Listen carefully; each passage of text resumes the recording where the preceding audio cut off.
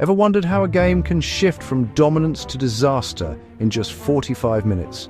Today we dive into the Manchester City vs Chelsea title clash, where tactical missteps and fatigue turned what could have been a landslide into a nail-biting spectacle. The match dynamics proved City had chances to widen the gap in the first half. Chelsea repeatedly left gaps for counter-attacks, with Cole Palmer struggling to transition play forward. City created 3 or 4 golden opportunities, including a rare shot hitting the post. However, City players generally lacked sharpness, failing to kill the game early, leaving room for Chelsea to snatch a late equaliser. The levelling goal involved luck, but Chelsea's superior bench strength was undeniable. Conversely, City visibly ran out of steam in the second half. Key observation: City have their own issues, but why did Chelsea, despite adopting a compact defensive approach, keep getting exposed to rapid counters? This highlights tactical incompleteness under their interim manager, mirroring Wolverhampton Wanderers in certain matches where balance is lost, claiming to prioritise defensive solidity and counters, yet frequently building slowly from the back, effectively undermining their own strategy. Weather-wise, it snowed, not rained. City's overall play leaned towards slow build-up, with Rodri's improved form being the sole positive, rising from a 60-100 rating last game to 75-80 here. His ball circulation and defensive coverage were average, but his composure in receiving, turning and distributing created several chances. Yet against a low block, City's so-called Christmas tree formation still lacked penetration, repeating the midfield congestion seen early in the second half against Liverpool. Even with Rodri, their build-up against compact defences remained disjointed, gifting Chelsea counters. For Chelsea, deploying Cole Palmer centrally left gaps in defensive transitions and counter-attacks.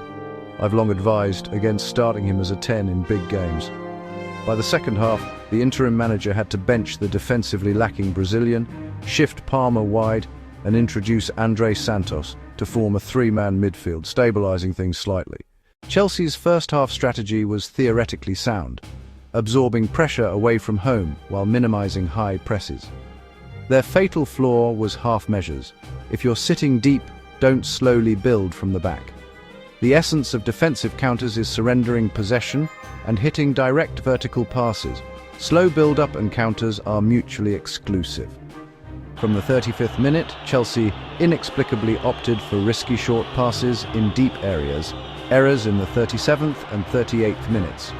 A weak goalkeeper clearance, a defender's pass intercepted, and a failed link to the Brazilian sparked immediate City counters. Phil Foden and Erling Haaland were off colour.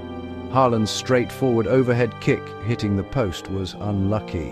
In the 41st minute, Benoit Badiashile's near-own goal-level mistake underscored defensive frailty. With Robert Sanchez absent, Philip Jurgensen in goal, a conceded goal felt inevitable. Badiashile's repeated one-on-one defensive lapses further exposed Chelsea's shaky backline. These weren't isolated errors, but a team-wide rotation of mistakes. Defenders, including the young number 34, constantly played short passes, sideways balls and risky ground passes near their own box.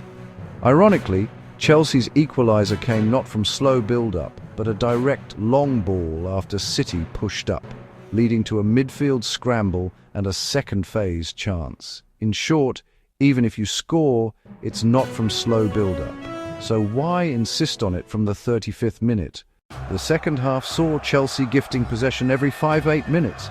They avoided conceding more only due to Haaland and Foden's growing fatigue and poor decision-making. Otherwise, City would have put the game to bed. The irony, despite slow build-up starting at the 35th minute, Chelsea had just 2 shots by the 66th, with no threatening counters earlier.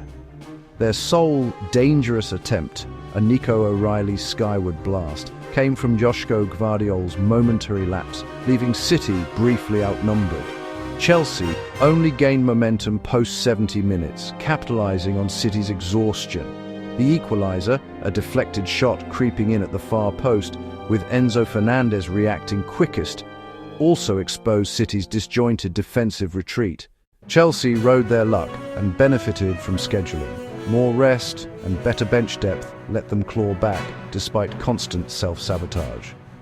A wiser approach would have been knowing their late-game stamina, hold firm early, and push only in the final 20 minutes, not gamble from the 35th. Half-time changes, introducing Santos as a defensive midfielder, benching the defensively weak Brazilian, and shifting Palmer wide, were correct damage control, but the damage stemmed from flawed initial tactics. The interim manager's planning also paled next to Enzo Maresca's. Mixing defensive counters with slow build-up was as coherent as a wolf trying to sing opera, reducing Chelsea to Wolves-like vulnerability against United. At this level, he's unfit for long-term rescue. As for the rumoured new boss Liam Rosenauer, more scrutiny is needed. Back to City. Their second-half drop-off was understandable. Rodri, excellent earlier, vanished after half-time, his output limited by fitness and age. Their biggest regret was not sealing the game when dominant and Chelsea were self-destructing.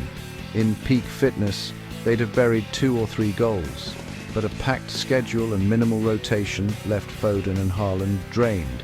Contrast this with Arsenal's rotation-fueled winning streak. City's recent struggles highlight their reliance on individual form. When everyone's fit, they're unstoppable. When not, they're vulnerable. Arsenal's mature system spreads scoring responsibility. City's over-reliance on Haaland becomes a liability if he's off. The earlier 2-point gap was a mirage. Now, reality bites. Defensive concerns compound this. Guardiola and Ruben Dias have returned but aren't fully sharp, and their high-intensity style risks injury spikes. As Arsenal's injury woes ease, City's pressure mounts. Given this trajectory, City fans must brace for a season where catching up isn't guaranteed every game. If you enjoyed this analysis, show some love by commenting, liking, and subscribing to the channel. Your support keeps us going